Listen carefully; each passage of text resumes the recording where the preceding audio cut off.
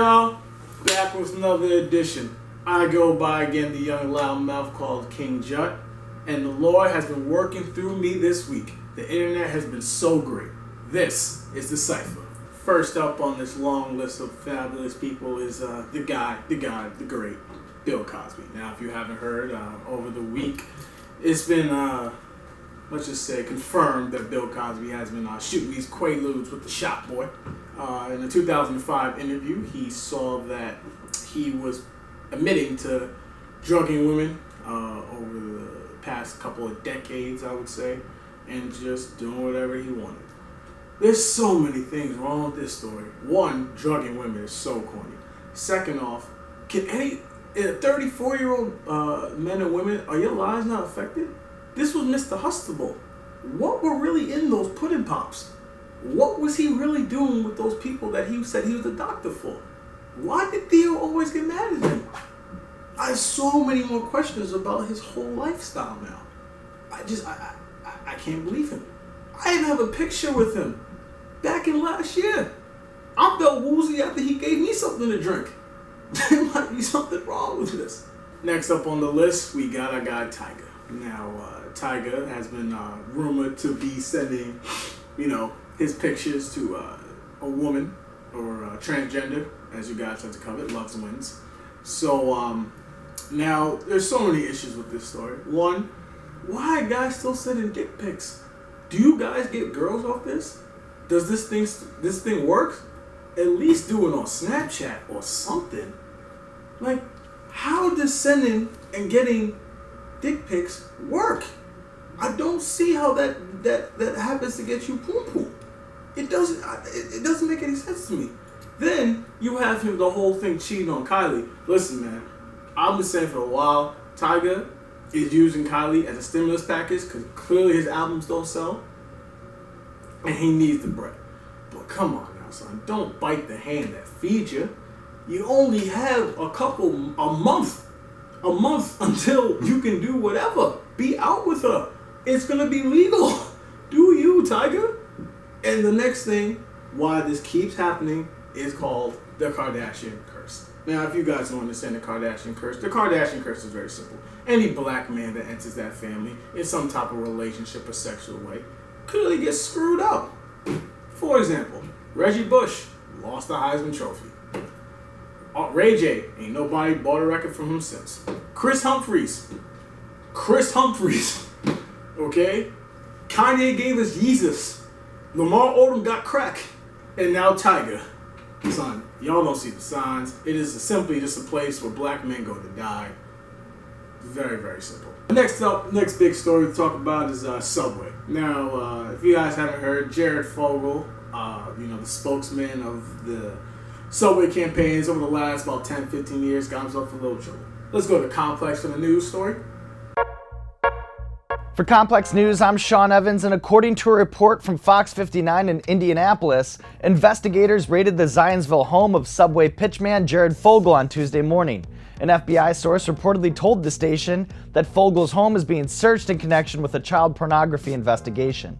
Tuesday morning's raid comes a little over 2 months after Russell Taylor, the executive director of Fogle's Jared Foundation, was arrested and charged with possession of child pornography, exploitation, and voyeurism. According to investigators, a search of Taylor's home uncovered more than 500 videos with images of child pornography. Shortly after Taylor's arrest, Fogle said he'd severed all ties between Taylor and the Jared Foundation. The Jared Foundation was birthed in 2004 as a way to educate children about healthy lifestyle choices. Fogle's wife and kids reportedly left the home when police arrived at about 6:30 this morning.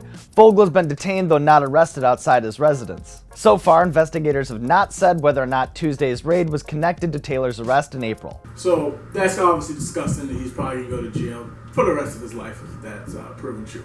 But what's the bigger topic is, should we stop eating Subway?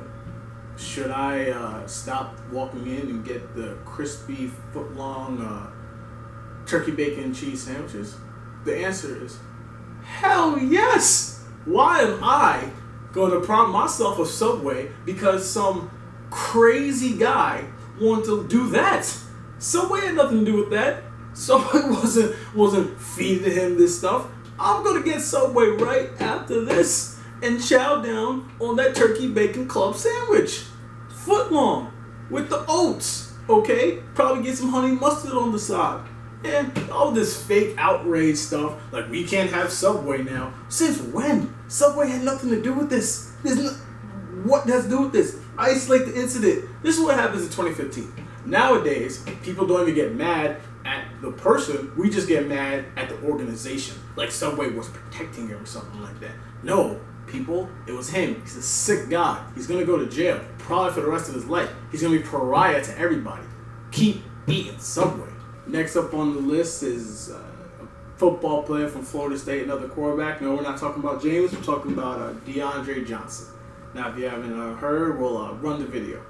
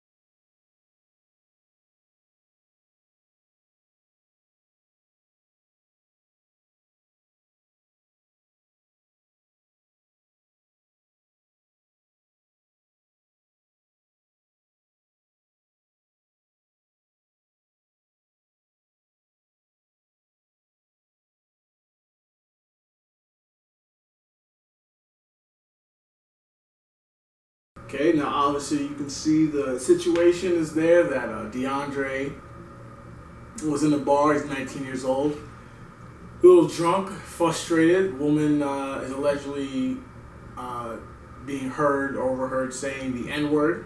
And, DeAndre did with it. Obviously this is messed up. What she did was messed up. But we talked about this last year, okay? If you haven't seen, watch my Ray Rice commentary, and I'm going to say it again, I guess for people who don't get it. If you're a man in this situation, I don't care if the woman hits you, I don't care if she threw a drink on you, I don't care if she calls you the N-word. Run away, because ain't nobody going to care. They're not, okay? They're going to put you in jail. This video is going to be with him for the rest of his life. Think about that. He's 19 years old. He's not going to have a day, a time in his life where someone isn't going to think of that video. He's probably on Twitter. He can't have an Instagram. That thing will follow him for the rest of his life, which is sad to say. But let that be a lesson to everybody who thinks about hitting some chick in just a brute strength of reaction. Run away. Run.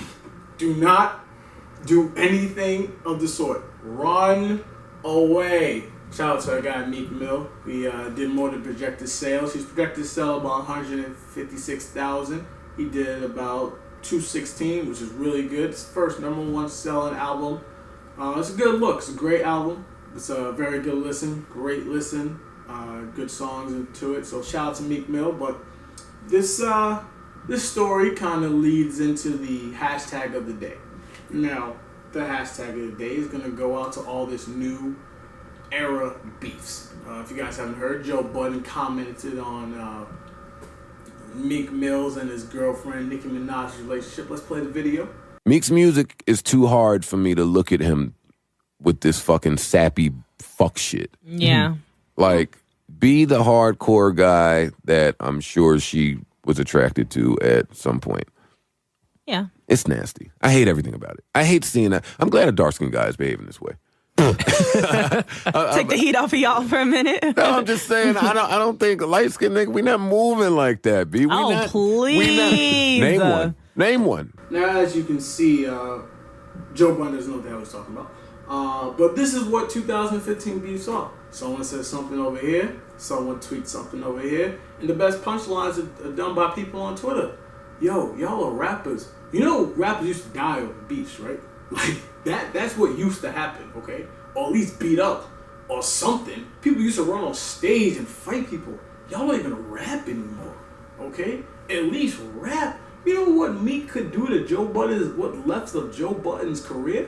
The heartbeat that it is? At least Joe Budden's songs get on Rap Radar or something. No one would be even putting it there.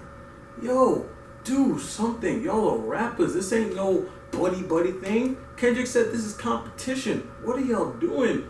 Tweeting using your thumbs, 140 characters? Come on now. Hashtag of the day, get it together. Alright, you know how we like to get this show almost over with? We got the common sense card of the day. Because clearly there's not a lot of common sense going around. The rates are too high. So your boy King Jut's out here to give some away for free. Now, this pains my heart to say, but the common sense card is going out to Jason Pierre-Paul. Now, if you haven't heard or seen, Jason Pierre-Paul is the NFL player who decided to let the sparks fly. You know, like it's the 4th of July. Shout out to Katy Perry. He lit a firework in his hand that has now caused that for his right index finger to be cut off. Let's go to Adam Schefter for more of the story. Adam, what can you report? Well, the news is a little bit grim for Jason Pierre-Paul. As of 4 o'clock on Wednesday afternoon, he made the decision to have his finger, right index finger, amputated. Now, I sense that he did this in part. If you look at the charts, players are given choices to make these decisions, much like Ronnie Lott once did when he had a portion of his finger amputated. And you have to believe that JPP felt that the best course of action for him to get on the football field soonest this season would be to have that finger amputated. Thus, the decision to have that finger taken off during a surgical procedure this afternoon in South Florida. Now, earlier in the day, Giants officials left Florida without getting to see him, but clearly he is trying to get the situation addressed. And speaking to one medical source, they did say that they believe firmly that he will play this season. He'll play sooner than people think, in their words. So clearly he had to have the knowledge before this surgical procedure went on to make whatever decision he did, and this must have been the route that he felt was the best one for him to take at this time, but it's still jarring, and it's still a troubling sign from the weekend events where we saw 2 NFL players involved in firework incidents. The Buccaneers cornerback C.J. Wilson losing 2 fingers, and now Jason Pierre-Paul having his right index finger amputated this afternoon. That's incredible. Adam, I got to ask you here, when it comes to a situation like this, we know Pierre-Paul is one of those guys that's waiting to sign the franchise tag. The deadline is a week away. How would some news like this affect a possible contract situation with the Giants, short or long-term, tag or not? Well, I think that he makes whatever decision he does with the knowledge of doing what's best for him in his particular situation. Keep in mind that right now, he is not the Giants' property. He is an unsigned player. He is a free agent who has not signed that franchise tender that was attached to him this past winter. And so when the Giants went down there to try to visit with him, they were trying to visit with a player who is not the team's property technically right now. And so Jason Pierre-Paul is doing what he believes is in his best personal, professional, and financial interest in every decision that he makes. And I'm sure he's leaning on family members at this point, leaning on his advisors at this point, to try to figure out what the best course of action is to try to make up for the accident that occurred over the weekend. All right, so there's so many levels to this story. The first thing is the fact that he cut his finger off for having a firework in his hand is dumb. But the fact that JPP was going to sign a 1-year deal for about $14 million, and you're lighting fireworks in your hand, bruh, be smart. Just a couple days ago, the Giants were going to give you 60 M's. 60 M's. And now you can't even count to 10. Like, what is wrong with you, bruh? Yo, come on now, man. You're one of my favorite players. You play for my team, but god damn, get it together. I pray you have a speedy recovery, dog. I really do. But this is just stupid. All right, common sense card. JPP.